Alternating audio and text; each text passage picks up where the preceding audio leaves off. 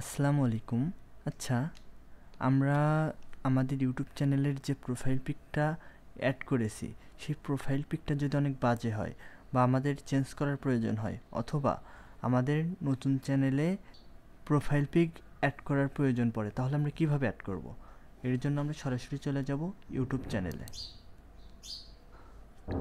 YouTube চ্যানেলে আসার পর আমরা এখান থেকে ইউটিউব স্টুডিও এখানে চলে আসব।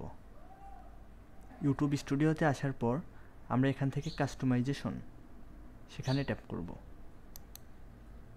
কাস্টমাইজেশনে ট্যাপ করার পর আপনারা দেখতে পাচ্ছেন এখানে প্রথমটা ব্যানার ইমেজ মানে কভার ফটো, 2 নম্বরে দেখতে পাচ্ছেন পিকচার।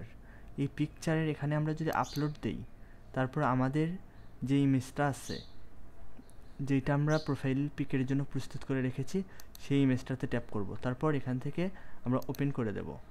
দেখতে পাচ্ছেন এখানে আমাদের ইমেজটা শো করছে। আমরা আমাদের ইমেজটা কতটুক নেব, এখান থেকে তার ছোট বড়, তারপর বৃত্তটা এদিক ওদিক নিতে পারবো।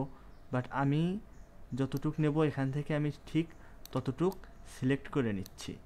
দেখতে পাচ্ছেন আমি আমার ইমেজটা এখান থেকে মাপ মতো সিলেক্ট করে নিয়েছি এবং বৃত্তটা ইমেজ বরাবর সেট করে রেখেছি। এখন আমি এখান থেকে ডানে ট্যাপ করব।